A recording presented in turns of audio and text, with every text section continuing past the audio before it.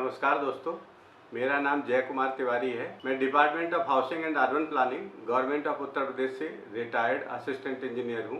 मेरे YouTube channel में आपका स्वागत है। दोस्तों, आज मैं बात करूँगा कि उत्तर प्रदेश सरकार ने 28 सितंबर 2022 को MSME पॉलिसी 2022 जारी की है। तो इस पॉलिसी में हमारे MSME सेक्टर्स के जो उद्यमी हैं उनके लिए क्या विशेष है और इस पॉलिसी का क्या विजन है, इस वीडियो में मैं ये बात करूंगा। तो दोस्तों, आइए वीडियो शुरू करते हैं।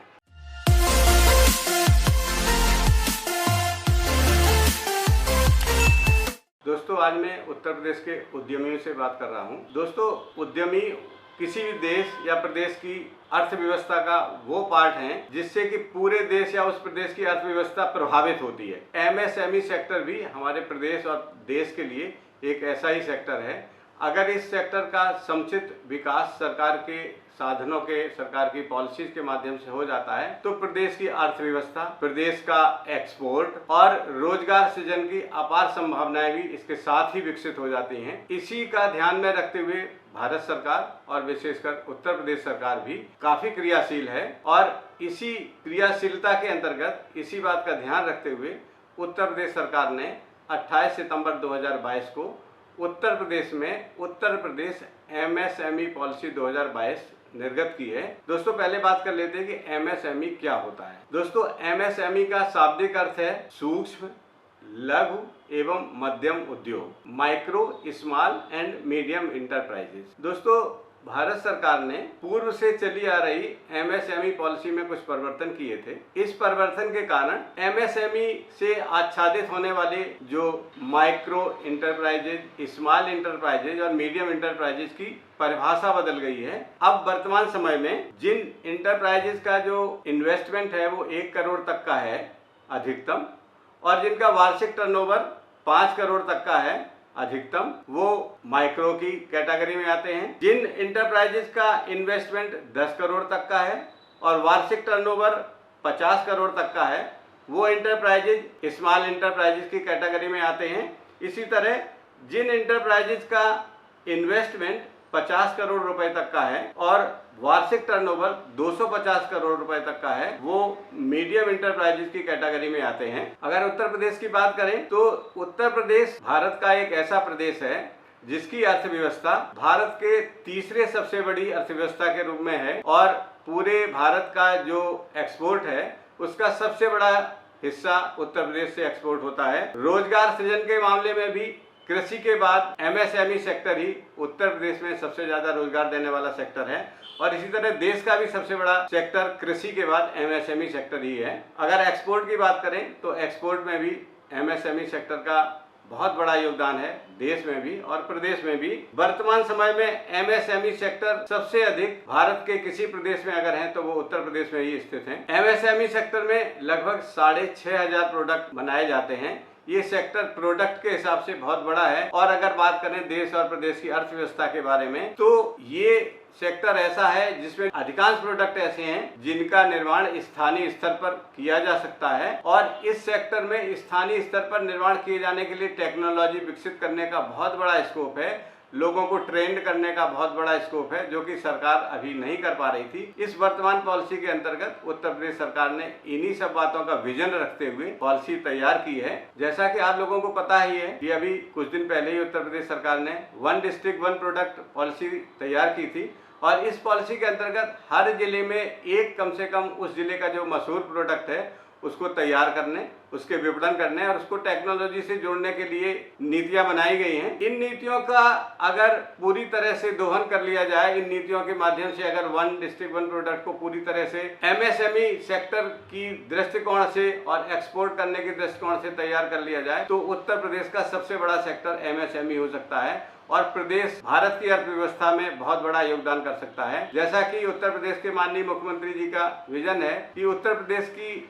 अर्थव्यवस्था को 2027 तक 1 ट्रिलियन तक पहुंचाने का उनका जो उद्देश्य है, उस उद्देश्य को विजन में प्रमुख रूप से रखते हुए इस MSME पॉलिसी का विजन तैयार किया गया है। प्रमुख विजन इसके इस प्रकार हैं। MSME के अंतर्गत अधिक से अधिक न्यू यूनिट्स की स्थापना के लिए यूपी को इन्वेस्टमेंट के लिए नेशनल और इंटरनेशनल लेवल पर तैयार किया जाना है, जिससे कि प्रदेश में 15% तक वार्षिक विकास दर प्राप्त की जा सके। ये विजन है। न्यू यूनिट्स में अधिक से अधिक एम्प्लॉयमेंट जनरेट करना तथा पूर्व से स्थापित यूनिट्स में विस्तार तथा उनको अपग्रेड करना, अपग्रेड करके 15% तक वार्षिक विकास दर प्राप्त करने का विजन है। उद्यमता, रोजगार एवं प्रति व्यक्ति आय के मानकों पर जो क्षेत्रीय असमानताएं हैं एवं समाज के विभिन्न वर्गों के मध्य व्याप्त असमानताओं को दूर करना है। यह भी विजन है कि पूर्व में स्थापित इकाइयों के उन्नयन एवं उद्यमियों की समस्याओं के निराकरण के लिए उत्कृष्ट, आधुनिक, तकनीकी युक्त, संवेदनशील प्रशासनिक व्यवस्था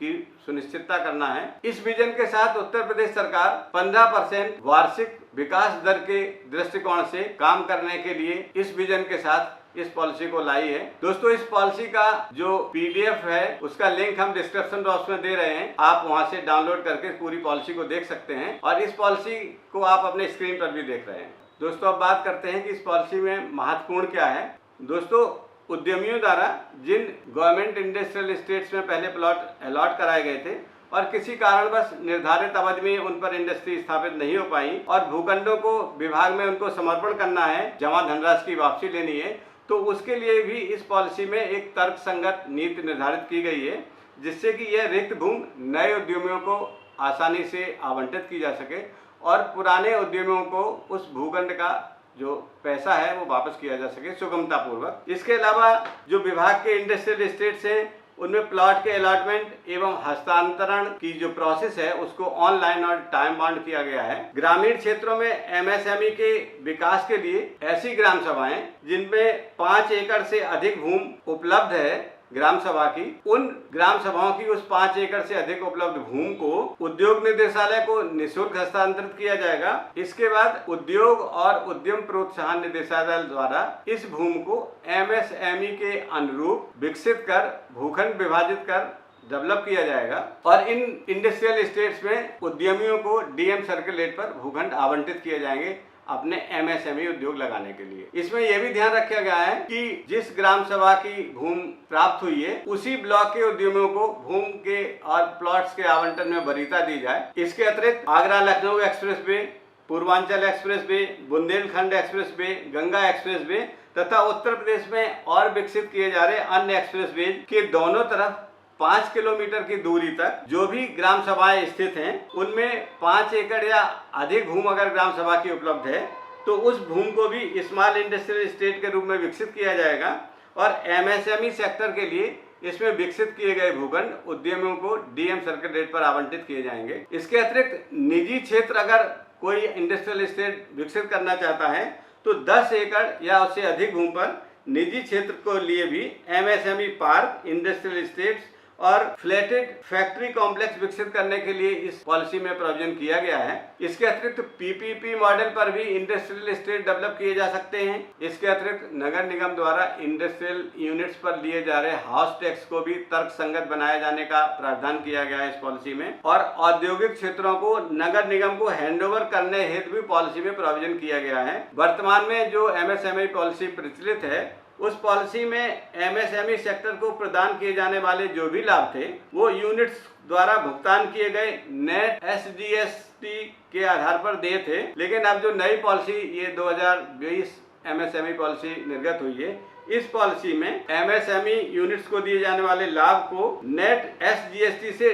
डी-लिंक कर दिया जाएगा। इसके अतिरिक्त जिला उद्योग एवं उद्यम प्रोत्साहन केंद्रों में इन्वेस्टर्स के लिए इन्वेस्टर फैसिलिटेशन सेंटर बनाए जाएंगे जहां उनको प्रशिक्षण और तकनीकी ज्ञान दिया जाएगा। ये फैसिलिटेशन सेंटर उद्यमों के लिए एक मार्गदर्शक के रूप में काम करेंगे। एमएसएमई सेक्टर में उद्योग स्थापित करने के लिए जो भूमि क्रय की जाएगी उसमें 50% से लेके और 100% तक स्टाम्प ड्यूटी से मुक्त रखा गया है उन उद्यमियों को। इसमें पूर्वांचल और बुंदेलखंड क्षेत्र को 100% स्टाम्प शुल्क से मुक्त रखा गया है। महिला उद्यमियों को 100% स्टाम्प शुल्क से मुक्त रखा गया है। गौतम बुद्ध नगर और गाजियाबाद जिले को 50% स्टाम्प शुल्क से मुक्त किया गया है और इसके अतिरिक्त अन्य जो क्षेत्र हैं उनको 75% स्टाम्प शुल्क से मुक्त किया गया है। इस पॉलिसी के अंतर्गत। दोस्तों, यूनिट्स की क्षमता विकास एवं प्रशिक्षण की व्यवस्था के लिए भी इस पॉलिसी में प्रावधान किया गया है तथा यूनिट्स की गुणवत्ता और मानक के सुधार के लिए भी इन फैसिलिटेशन सेंटर्स पे व्यवस्था की गई है और उसके लिए पॉलिसी में कई बिंदुओं पर प्रस्तावित किए गए हैं। चूंकि ये वीडियो कम समय का है, इस वीडियो में पूरी पॉलिसी के हर बिंदु पर विस्तार से चर्चा करना संभव नहीं है। इसके लिए आप पॉलिसी हमारे डिस्क्रिप्शन बॉक्स से डाउनलोड करके देख सकते हैं, मैं उसका लिंक दे रहा हूं। दोस्तों, एक और महत्वपूर्ण पॉइंट है जिसका नाम है उद्योग 4.0। तो अब इसको हम पॉइंट को पॉलिसी में मूल रूप से जैसा लिखा है वैसा ही पढ़ के आपको सुनाते हैं। दोस्तों, इसमें लिखा है कि उद्योग 4.0 में मुख्यतः इंटरनेट ऑफ थिंग्स IoT, बाधा रहित इंटरनेट कनेक्टिविटी, तीव्र गति वाली संचार तकनीकियों और 3D प्रिंटिंग जैसे अनुप्रयोगों पर आधारित है, जिसके लिए अधिक डिजिटलीकरण तथा उत्पादों, वैल्यू चेन, व्यापार मॉडल को एक दूसरे से अधिकाधिक जोड़ने का प्रयास किया जाएगा। उद्योग 4.0 में बढ़ावा देने के लिए एक वर्किंग ग्रुप बनाया जाएगा जिसका उद्देश्य निम्नानुसार होगा। प्रदेश के फोकस सेक्टर्स को ध्यान में रखते हुए उद्योग 4.0 से संबंधित तकनीक, उपकरण एवं मशीनों की पहचान करना, पहचान की गई तकनीक, उपकरण एवं मशीनों का प्रदेश के सूक्ष्म, लघु एवं मध्यम उद्योगों के बीच